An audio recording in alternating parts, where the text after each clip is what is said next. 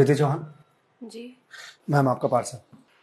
भैया नहीं चाहिए प्लीज। मैम अगर आपको नहीं चाहिए तो आपने जहाँ से ऑर्डर किया है वहाँ से आप रिटर्न रिक्वेस्ट डाल दीजिए, वापस हो जाएगा, पर यहाँ तो आपको लेना पड़ेगा। ठीक है दीजिए। मैम हाँ एक गिलास पानी मिलेगा?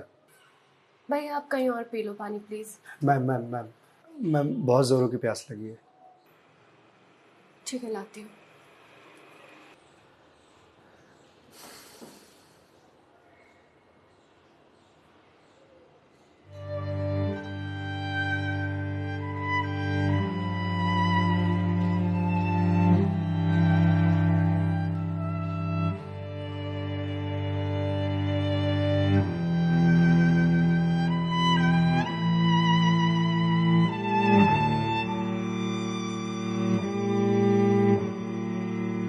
लीजिए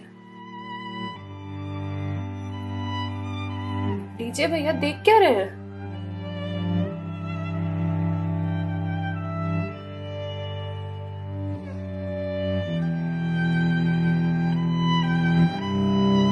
मैम आपको कोई दिक्कत है? मतलब आप किसी परेशानी में हैं? भैया पानी पीकर ग्लास दीजिए आप। मैम छोटा मुंह बड़ी बात कह रहा हूँ, पर अगर आप किसी परेशानी में हैं तो आप मुझे बता सकती हैं। भैया आप पानी पीजिए, ज्यादा समाज से भी मत बनिए। मैम दुख बांटने से कम होता है। अच्छा, और आपको किसने कहा कि मैं दुखी हूँ? मैम अगर आप दुखी नहीं हैं तो फिर वो फंदा क्यों लगा रखा है?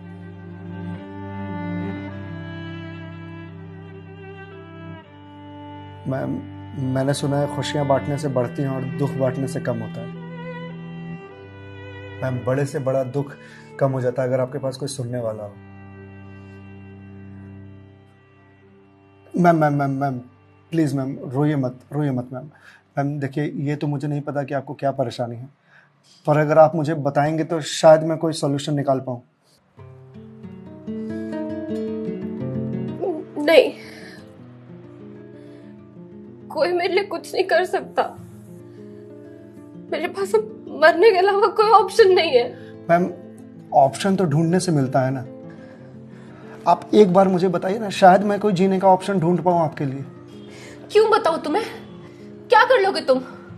मैंने बोला ना, मेरी हेल्प कोई नहीं कर सकता है। मैम आप अगर मुझे नहीं बताएंगे तो मैं वैसे भी कुछ नहीं कर पाऊंगा, पर अगर आप मुझे बताएंगे तो शायद मैं कोई हल निकाल पाऊं। और अगर कोई हल नहीं निकला तो आप तो वैसे भी सुसाइड करने जा रहे थे, तो जाने से पहले अपना दुख मुझे बताते जाइए प्लीज।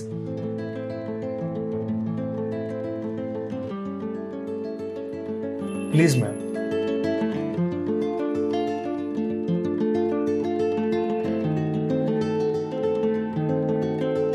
मैं ईएमआईस के चक्कर में फंस चुकी हूँ।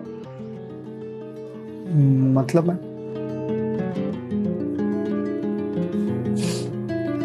कुछ साल पहले एक कोर्स के लिए मैंने लोन लिया था, फिर उसके कुछ वक्त के बाद एक और लोन, और ये लोन का सिलसिला यूं ही चलता गया। इस महंगाई के जमाने में पैसे की जरूरत तो हर किसी को पड़ती है, मुझे भी थी। मैंने प्राइवेट कंपनी से भी लोन लिए, ज्यादा ब्याज पर, और अब मैं उन्हें चुका नहीं पा रही हूँ। क्यों मैम, आपके पास जॉब तो होगी ना? जॉब थी, पर मैं जिस कंपनी में जॉब करती थी उस कंपनी ने मुझे ये कहकर टर्मिनेट कर दिया कि फाइनेंशियल लॉस के कारण वो मुझे और मुझ जैसे कुछ एम्प्लॉयज को सैलरी नहीं दे सकते। तो मैम आप किसी और कंपनी में ज्वाइन कर लो, बहुत सारी कंपनीज हैं यहाँ तो। तुम्हें क्या लगता है मैंने अप्लाई करने का ट्राई नहीं करा होगा? जॉब नहीं खोजी होगी? बहुत की थी, पर इस रिसेशन के जमाने में जॉब मिलना कितना मुश्किल है ये तुम जैसे डिलीवरी बॉय को क्या पता।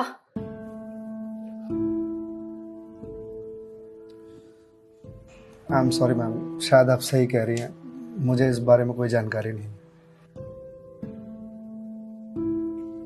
जॉब जाने के बाद मेरे से चीजें हैंडल नहीं हो रही हैं। बैंक से रोज कॉल्स आते ईएमआईस भरने के लिए, और प्राइवेट कंपनी वाले फोन कर करके धमकियां दे रहे हैं।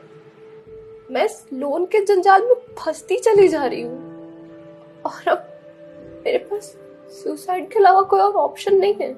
मैम ऑप्शन क्यों नहीं है? आप ये बात अपने घर में बता सकती हैं, अपने पापा को बता सकती हैं। नहीं, मैं ये बात अपने पापा को नहीं बता सकती। क्यों मैम? मेरे पापा रिटायर हो चुके हैं, उनके ऊपर पहले से घर की बहुत रिस्पॉन्सिबिलिटीज है। वो मेरी शादी के लिए पैसे भी जोड़ रहे हैं। मैं उनसे किस मुंह से पैसे मांगू? मुझे पढ़ाने के लिए, बाहर भेजने के लिए उन्होंने ना जाने रिश्तेदारों से कितने ताने सुने होंगे। और अब जब मैं उन्हें ये जाकर बोलूंगी तो लोग क्या कहेंगे? मैम पैसे आपको अपने पापा से मांगने हैं या लोगों से? पापा से लेने हैं। तो फिर अब लोगों का क्या है? लोगों का तो काम है कहना, वो तो कहते रहेंगे। पर मैं किस मुंह से जाके अपने पापा को ये बोलूं? किस मुंह से मांगू पैसे उनसे? जिस उम्र में मुझे उनका बोझ उतारना चाहिए, सहारा बनना चाहिए, उस उम्र में मैं उन पे ही बोझ बनूं?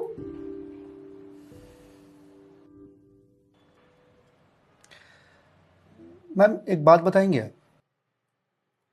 बचपन में आपकी सबसे फेवरेट चीज क्या थी? बचपन में मुझे साइकिल का बहुत शौक था। तो मैम आपको साइकिल किस एज में मिली थी? यही कोई 8 साल की होंगी मैं। तो साइकिल तुरंत मिल गई थी आपको? नहीं, पापा तो मान ही नहीं रहते, बोल रहे थे गिर जाएगी, चोट लगा लेगी। तो फिर कैसे साइकिल मिली? बहुत जिद की थी मैंने, बहुत। खाना पीना सब छोड़ दिया था। तो मैम साइकिल के लिए जो जिद किया आपने, तो शर्म आई होगी आपको? तो मुझे मुझे क्यों शर्म आएगी? पापा है वो मेरे, उनसे जिद नहीं करूंगी तो किससे जिद करूंगी? तो मैम जब बचपन में साइकिल के लिए जिद करने में शर्म नहीं आई तो अब क्यों आ रही है? मैम अभी आपने कहा कि आपके पापा आपकी शादी के लिए पैसे जोड़ रहे हैं, और आप तो यहां सुसाइड कर रही हो, तो वो उन पैसों का क्या करेंगे? या उन्हें यह जानकर बहुत खुशी होगी कि उनकी बेटी ने शादी का बोझ हल्का कर दिया उनके सिर पर से। मैम आपको मालूम है, हमारे जनरेशन की दिक्कत यही है कि हम अपने आप को इतना बड़ा समझ लेते हैं कि हम अपने पेरेंट्स से ही अपनी बात छुपाने लगते हैं। कभी ये कहकर कि पापा मम्मी नहीं समझेंगे, या कभी ये कहकर कि मैं उन्हें परेशान नहीं करना चाहती, या कभी ये कहकर कि हम दोनों की सोच नहीं मिलती है। एक बार आप अपनी दिक्कत अगर अपने पेरेंट्स से शेयर कीजिएगा ना, तो आपको जीवन में फिर कभी सुसाइड करने की जरूरत नहीं पड़ेगी, या मेरे जैसे किसी अनजान से अपनी बात शेयर करने की जरूरत नहीं पड़ेगी। प्लीज मैम एक बार शेयर करके देखिए, उनसे बेहतर दोस्त इस दुनिया में कोई नहीं हो सकता। प्लीज मैम एक बार ट्राई कीजिए, प्लीज मैम।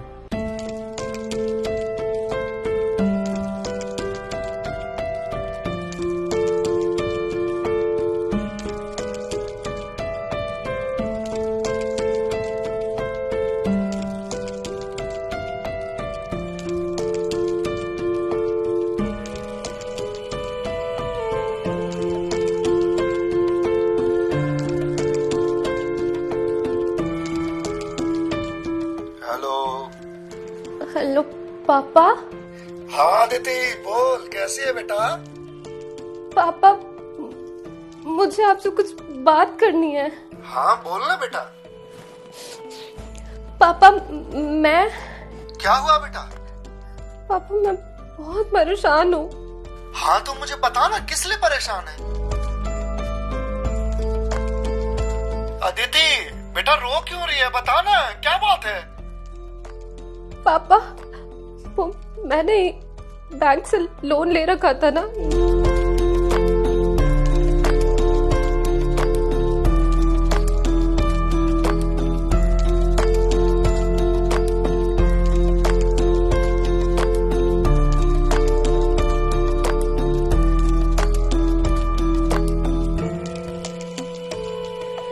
देख बेटा, जो हो गया सो हो गया, तू चिंता मत कर, मैं हूं ना, बाप जिंदा है, मैं काम करता हूँ, मैं कल ही तेरे पास आता हूँ, तो बिल्कुल भी चिंता मत कर। हाँ पापा, आप प्लीज आ जाइए। देखा मैं, आपके पापा आपके एक फोन पर यहाँ आने को तैयार हो गए और आप इतने दिनों से अकेले सफर कर रहे थे। मैम, मम्मी पापा से बढ़िया दोस्त कोई हो ही नहीं सकता। आप एक बार उन्हें दोस्त बना करके तो देखिए। आप सही कह रहे हैं भैया, मम्मी पापा से अच्छा दोस्त कोई नहीं हो सकता है। Thank you. It's okay ma'am, ये लीजिए क्लास। वंस अगेन भैया, thank you so much. It's okay ma'am, bye. Ma'am ji? मेरे पास आपके लिए कुछ है, यही रुकिएगा, मैं थोड़ी देर में आता हूँ।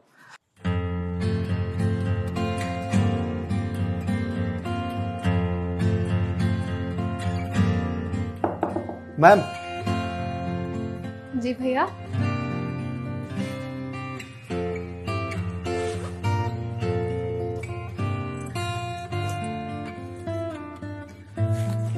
मैम, ये आपके लिए। भगवत गीता? जी मैम। मैम, 2020 का साल मेरे लिए बहुत बुरा था। कोरोना में मेरी जॉब चली गई। पहले के कुछ महीने जो थे वो तो सेविंग्स से निकल गए, लेकिन उसके बाद के कुछ महीने बहुत ज़्यादा टफ था। मेरे ऊपर भी आपके ही तरह बहुत सारे EMIs थे जो मैं पे नहीं कर पा रहा था, जिस वजह से मैं बहुत परेशान था और सुसाइड करने की सोचने लगा था। और एक दिन तो सुसाइड करने निकल भी गया था, लेकिन पापा ने मुझे पकड़ लिया। पहले तो बहुत डांटा,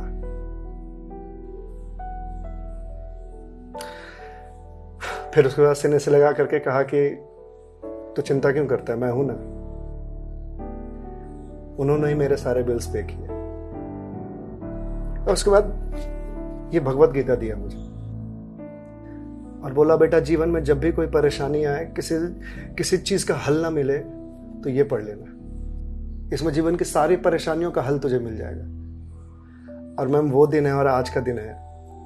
आज जिस कंपनी से मैं आपको डिलीवरी करने के लिए आया हूं वो मेरी ही कंपनी है। आपकी अपनी कंपनी है? जी मैम। कोरोना के बाद मैंने अपना स्टार्टअप शुरू कर दिया था जॉब जाने के बाद, क्योंकि जॉब मिल ही नहीं रही थी। तो अगर आपकी कंपनी है तो फिर ये डिलीवरीज आप क्यों कर रहे हैं? मैम, मुझे अच्छा लगता है अपना काम खुद करना, और शुरुआत तो मैंने अकेले से ही किया था ना। आज भी जब मन करता है तो निकल जाता हूँ डिलीवरी करने के लिए। और देखिए, आज तो निकलना मेरा सफल रहा, आपसे मुलाकात हो गई। और जो सीख मुझे भगवत गीता से मिली वो मुझे आपको देने का मौका मिला। मैम, वैसे तो बहुत सारी बातें हैं इसमें सीखने की, पर जो सबसे अच्छी बात मुझे लगती है वो ये कि जो समय है ना, ये कभी एक सा नहीं रहता। आज बुरा समय है तो कल अच्छा समय जरूर आएगा। आज अंधकार है तो कल सवेरा जरूर आएगा। इसलिए कभी भी अच्छे समय में इतराना नहीं चाहिए और बुरे समय में विचलित नहीं होना चाहिए। समय है, कट जाएगा। मैम, इस एक थॉट ने मेरी पूरी जिंदगी बदल दी।